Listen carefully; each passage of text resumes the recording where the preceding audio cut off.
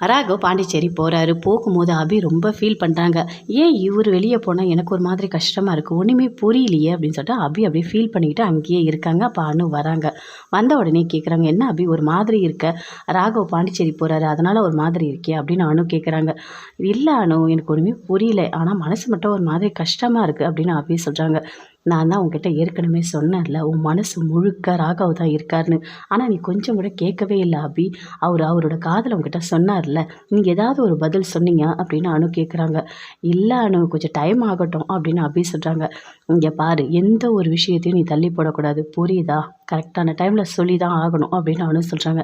சரி நான் யோசிக்கிறேன் அப்படின்னு சொல்லிட்டு அபி சொல்கிறாங்க. சொல்லிவிட்டு அங்கேருந்து அப்படியே போகிறாங்க. அப்படியே அபி ஃபீல் பண்ணிகிட்டே போகிறாங்க. போயிட்டு கண்ணாடியை பார்க்குறாங்க. ஏன் எனக்கு மனசு கஷ்டமாக இருக்குது, அவர் போனால் எனக்கு என்ன, ஒன்றுமே புரியலையே அப்படின்னு சொல்லிட்டு. அதுக்குள்ளே அப்படியே மனசாட்சி கண்ணாடியில் பேசுது. நான் தான் உங்ககிட்ட சொன்னேன்ல அபி, உன் மனசு முழுக்க ராகவ் இருக்காரு சொல்லிட்டு அப்படின்னு அந்த மனசாட்சி சொல்லுது. சரி சரி நான் பார்த்துக்கிறேன் நீ போ அப்படின்னு சொல்கிறாங்க. அபி அப்படி யோசிக்கிறாங்க.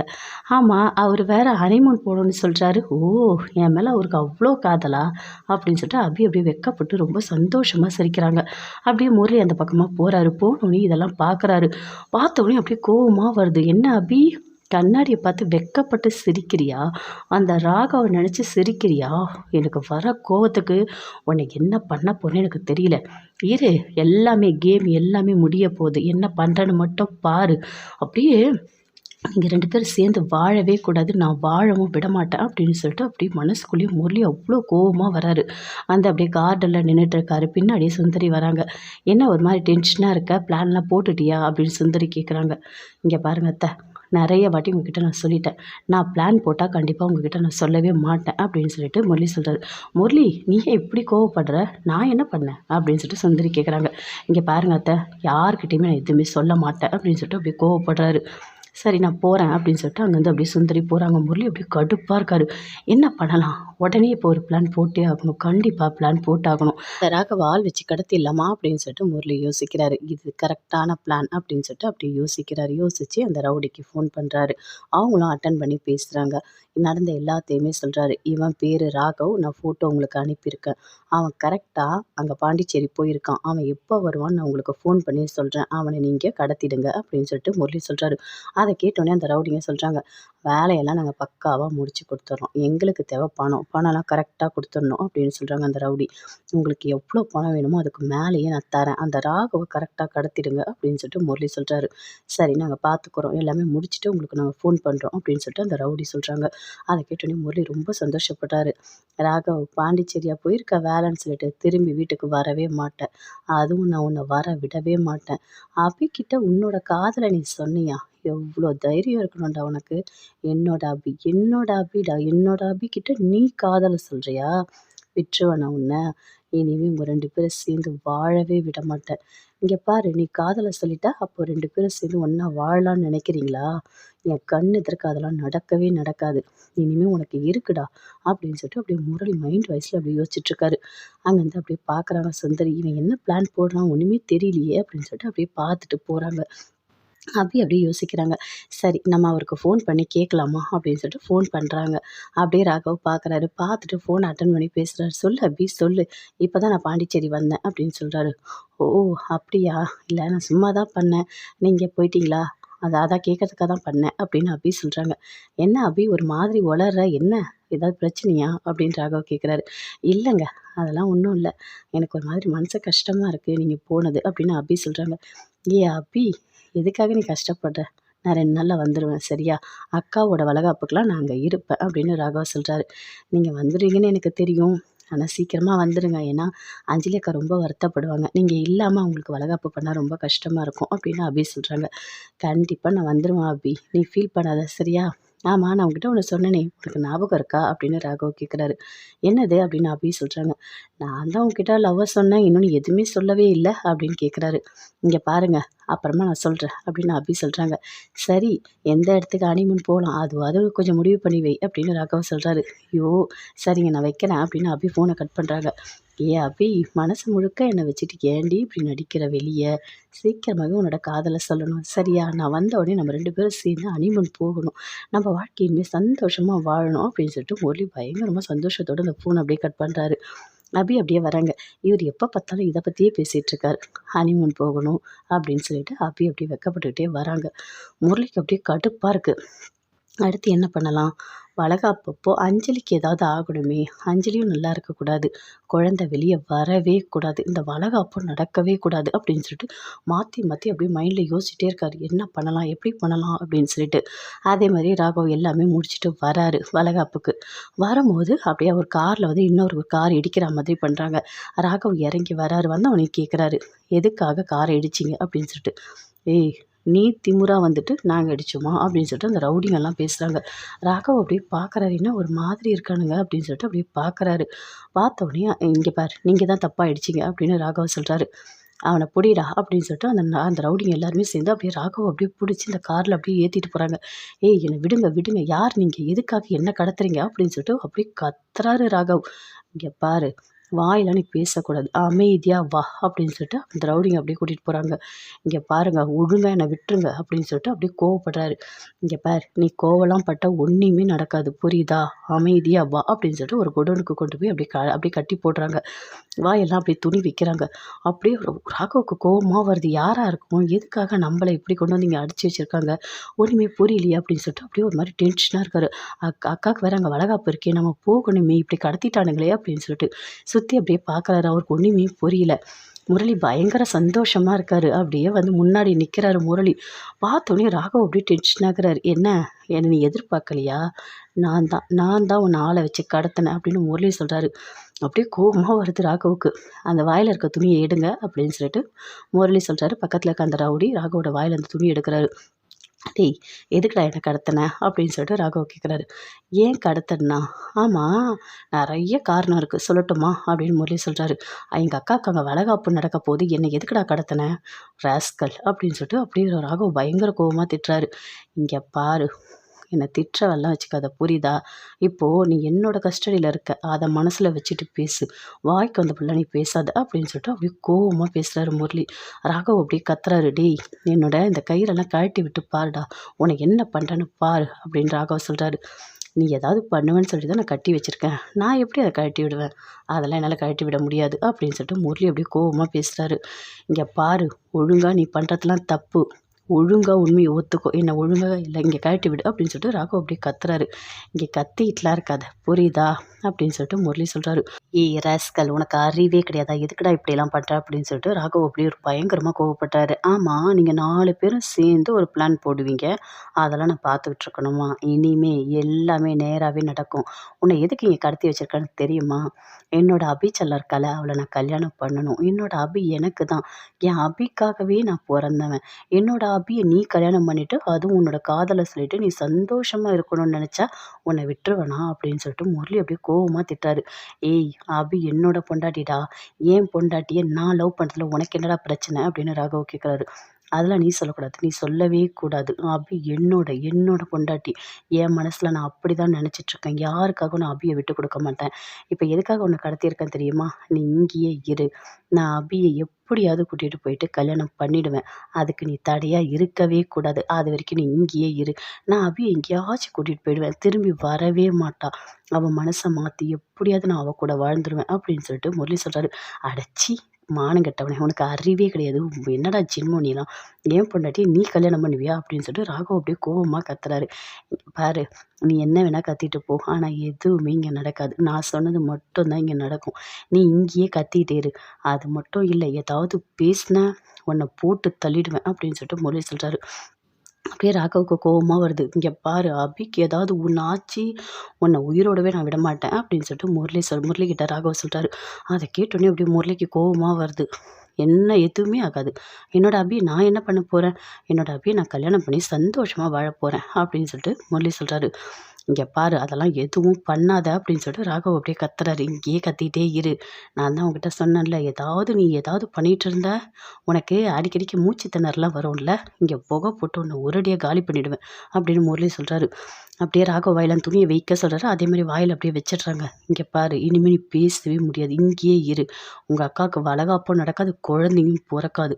அப்பயும் நான் கல்யாணம் பண்ணிப்பேன். எல்லாமே நடக்கிற வரைக்கும் நீ இங்கே தான் இருக்கணும்.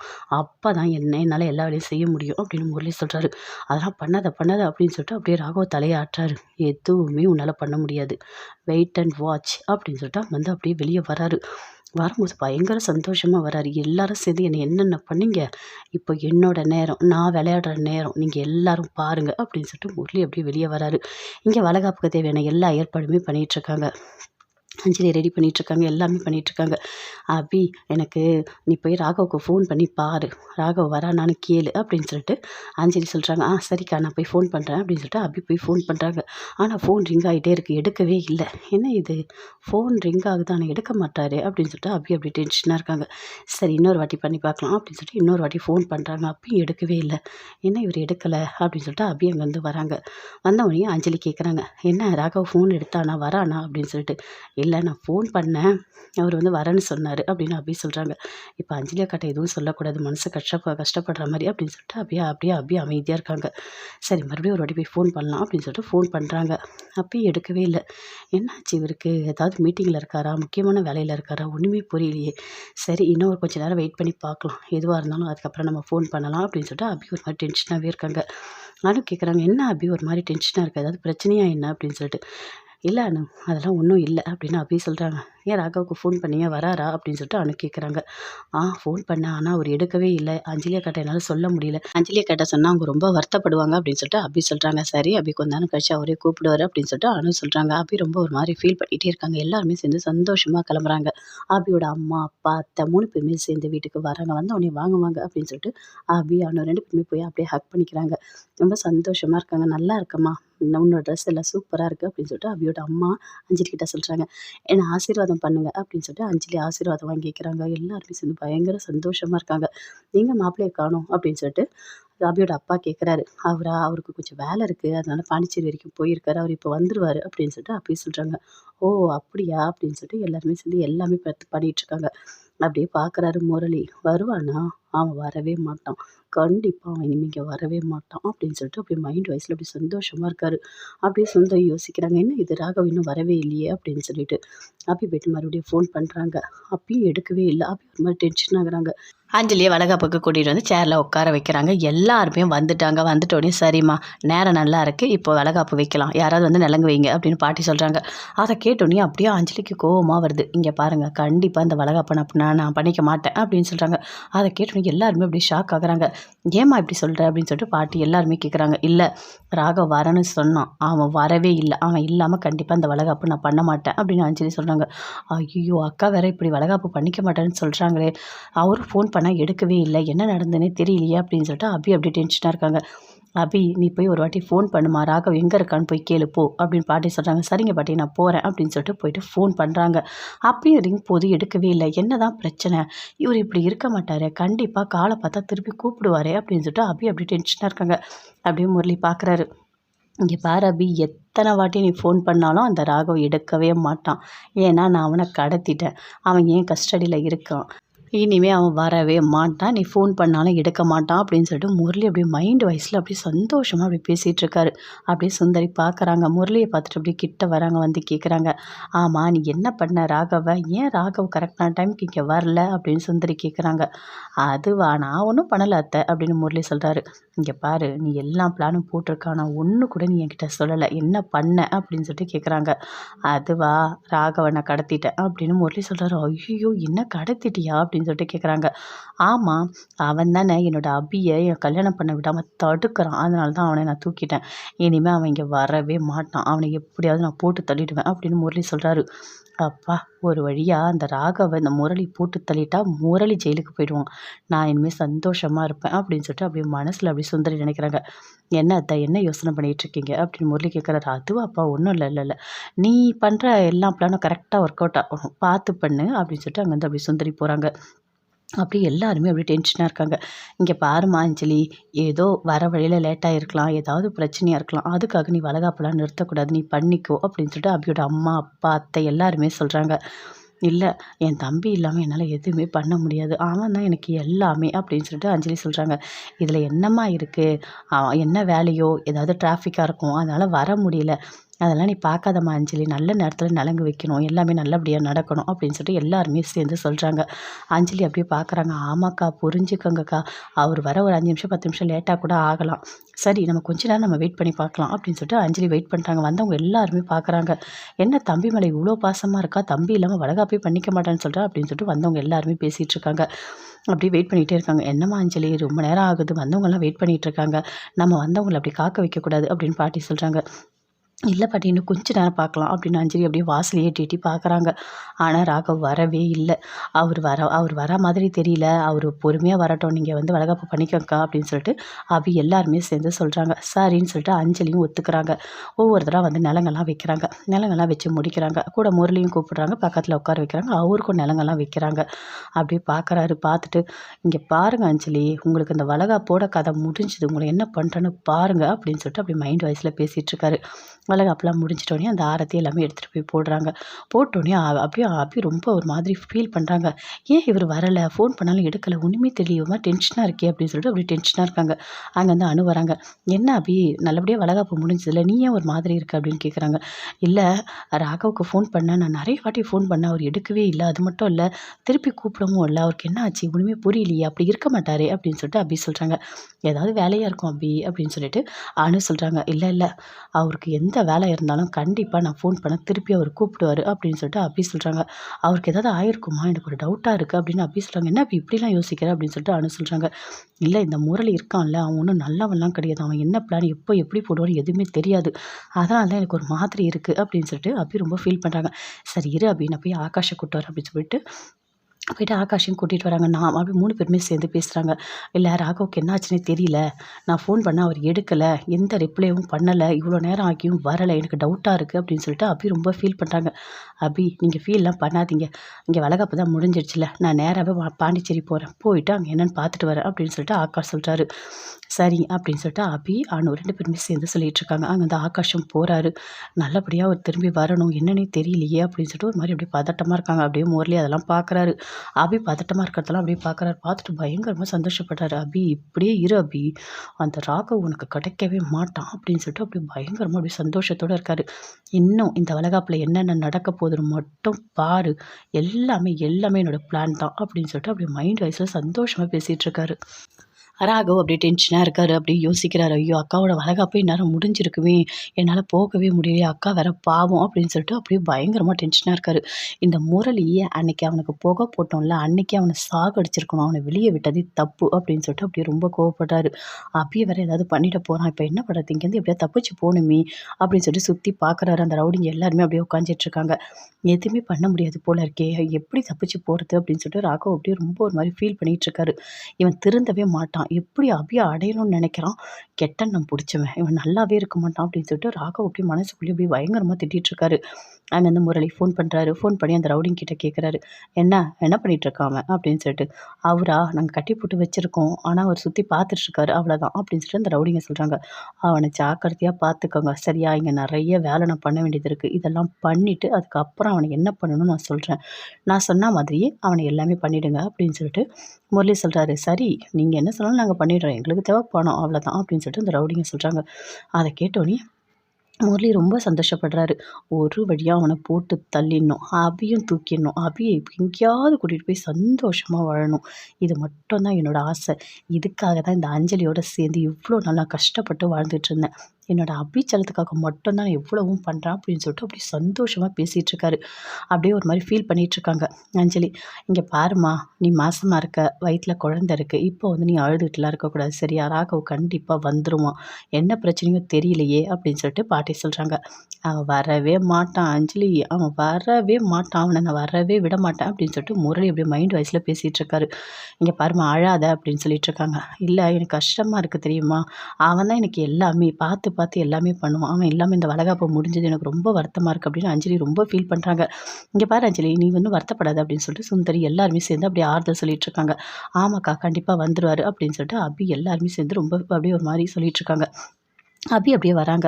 வந்துட்டு மறுபடியும் ஆகாஷ்க்கு ஃபோன் பண்ணுறாங்க. "என்ன நீங்கள் போனீங்களா? பாண்டிச்சேரி போனீங்களா? என்ன எப்படி இருக்காரு?" அப்படின்னு சொல்லிட்டு எல்லாமே கேட்குறாங்க.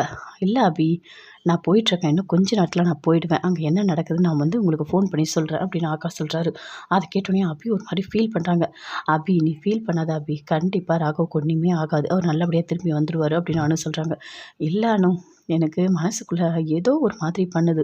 அவரு போகும்போதே எனக்கு ஒரு மாதிரி இருந்துச்சு. மனசு ஒரு மாரி கஷ்டமா இருந்தது. அவர தடுக்கணும்னு நான் நெனச்சேன். ஆனா என்னால தடுக்கவே முடியல" அப்படின்னு சொல்லிட்டு அபி வந்து அனுகிட்ட சொல்றாங்க.